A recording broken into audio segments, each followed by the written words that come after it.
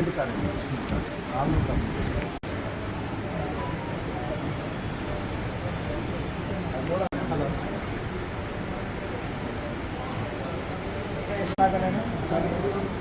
ఇంకోసారి ఆర్ఎక్సీకి అప్లై చేశాను, ICD ఇంప్లాంటేషన్కి. ఆర్ఎక్సీలో approval వచ్చింది. అప్రూవల్ వచ్చిన తర్వాత మనం బుధవారం సింగిల్ ఛాంబర్ ఐసీడీ ఇంప్లాంట్ చేశాను.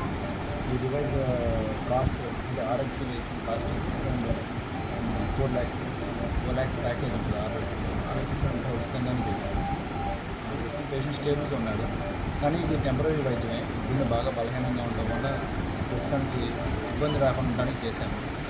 ఆల్రెడీ ఏంటి రెగ్యులర్ టెక్నికాలజీ అవన్నీ వచ్చేసి షాక్ కూడా ఇచ్చారు ఇంకా ముందు. సో ఆ షాక్ అనేది మళ్ళీ హాస్పిటల్కి రాకుండానే ట్రీట్మెంట్ జరుగుతుంది దీనికి. సో వీటి లోపల ఇంటర్కార్డియల్ అదే సెన్స్ చేసుకొని వీటిని అదే షాక్ ఏదైనా దొరికితే మాత్రం బ్రెయిన్ డెడ్ పేషెంట్లు వస్తే మాత్రం మీకు కూడా ప్రయారిటీ ఇవ్వమని మేము కూడా చెప్తాం.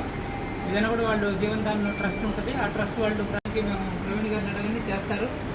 ప్రయారిటీ ప్రకారం గవర్నమెంట్ కూడా గుండె మార్పిడి తప్పదు అన్న కోణంలో ఇక్కడ రావడం జరిగింది. ఆ టైంలో డిఫిబ్రిలేటర్ కూడా చేసి పేషెంట్కి కొద్ది కార్డియక్ ఎరిథియమాస్ రావటం, వాటికి షాక్ ట్రీట్మెంట్ ఇవ్వటం, దాన్ని ఏదో రకంగా ఇబ్బంది లేకుండా చూడటం కోసం ఇంకా ఆధునికమైన పరికరాలు ఏమున్నాయని ఆలోచిస్తే ఇంట్రా కార్డియక్ డిఫిబ్రిలేటర్ అంటారు. మామూలుగా మన డిఫిబ్రిలేటర్ అనేది ఎక్స్టర్నల్ కార్డియక్గా మనం బయట చెస్ట్ వాల్ మీద ఇవ్వటం, షాక్ ట్రీట్మెంట్లు ఇవ్వటం మనం చాలామంది చూస్తూ ఉంటాం, ఈవెన్ సినిమాల్లో కూడా చూపిస్తూ ఉంటారు.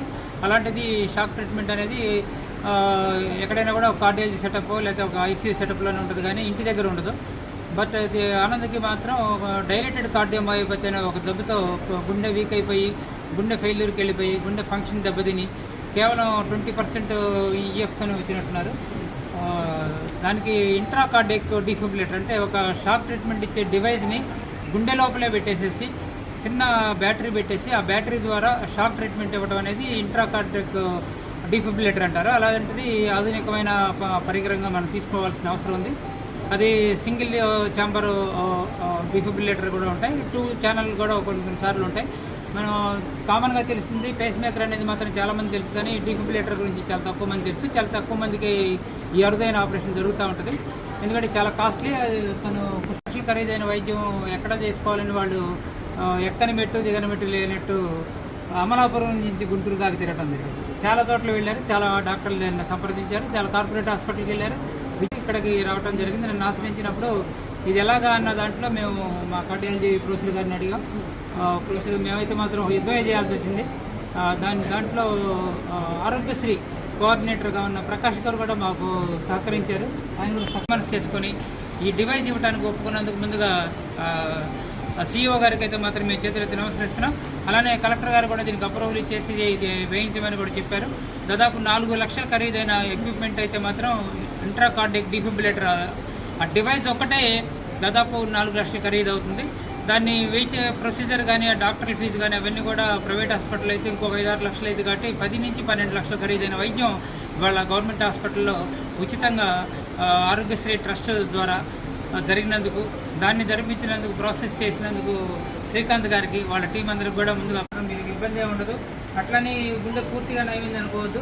ఇది తాత్కాలికమైన ఉపశాంతి కోసమే జరిగింది.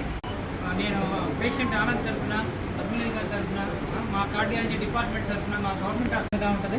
గవర్నమెంట్ హాస్పిటల్ ఇప్పుడు కూడా మీలాంటి పేద ప్రజలకు అండగానే ఉంటుంది. Thank you very much. చేతుల్లో లేకుండా వచ్చాము. ఇక్కడికి వచ్చాక ఏ క్షణం ఎలా ఉంటుందో తెలియదన్నా. అలాంటి పరిస్థితులు ఈరోజు చేసి పంపిస్తున్నానండి. అసలు మీ అందరికీ కాళ్ళు మొక్కనే కూడా సరిపోదండి. అందరికీ చాలా చాలా థ్యాంక్స్. మీకైతే మీరు తండ్రి లాంటి వారండి, దేవుడు లాంటి వారండి. జీరో హుక్తా వచ్చావు పెట్టు మరి మీకు కూడా మీ తరఫున కూడా అమ్మా మీరు భారీగా చాలా. నమస్తే అండి, మాది అమలాపురం కోనసీమ జిల్లా. మా వారి పేరు బుద్ధుల ఆనంద్ బాబు, నా పేరు బుద్ధుల పుష్పలత అండి. మే 22వ తారీఖున 80% హార్ట్ ఫెయిల్యూర్తో మా వారిని ఇక్కడ తీసుకొచ్చాను. నేను తీసుకొచ్చేటప్పటికి జీరో హోప్తో వచ్చాము. ఏమవుతుందో ఏంటో, వచ్చిన వెంటనే కూడా చాలా సీరియస్ అయ్యింది, పడిపోయారు, ఇంకా ఆల్మోస్ట్ డెడ్ అనుకున్నాం. అలాంటి పరిస్థితుల్లో ఇక్కడ అడ్మిట్ చేయడం జరిగింది. అడ్మిట్ చేసుకున్న తర్వాత ట్రీట్మెంట్ ఇచ్చారు. ఐసీడీ ఇంప్లాంట్ చేయాలన్నారు. ఐసీడీ అనేది కూడా ప్రస్తుతానికి తాత్కాలికంగా మాత్రమే చేయడం అన్నారు. ఆ డివైస్ ఏమో గవర్నమెంట్ అండర్లోకి రాదు అన్నారు. ముందు ఆరోగ్యశ్రీలో లేదన్నారు. కాబట్టి సూపరింటెండెంట్ గారు ఇనిషియేటివ్ తీసుకుని ఆయన కలిస్తే ఆయన ఇనిషియేటివ్ తీసుకొని కలెక్టర్తో మాట్లాడి ఆరోగ్యశ్రీ ట్రస్ట్ జేఈఓ గారితో, డీసీ ప్రకాష్ గారితో అందరితో మాట్లాడి అది ఆరోగ్యశ్రీలో పెట్టించి చేయించారండి. శ్రీకాంత్ గారు కూడా చాలా కోఆపరేట్ చేసి ఆయన ఈరోజు అలా కూర్చోబెట్టారు. ప్రస్తుతానికి టెంపరీ అన్నప్పటికీ కూడా తర్వాత హార్ట్ ట్రాన్స్ప్లాంటేషన్ కూడా ఈ హాస్పిటల్ ద్వారానే చేయిస్తాము అని సూపరింటెండెంట్ గారు కూడా మాట ఇచ్చారండి. అందరికీ అసలు ఈ హాస్పిటల్ సూపరింటెండెంట్ గారికి, డాక్టర్లకి, ఇక్కడ ఉన్న స్టాఫ్కి, ప్రతి ఒక్కరికి కూడా నా పాదాభివందనాలండి.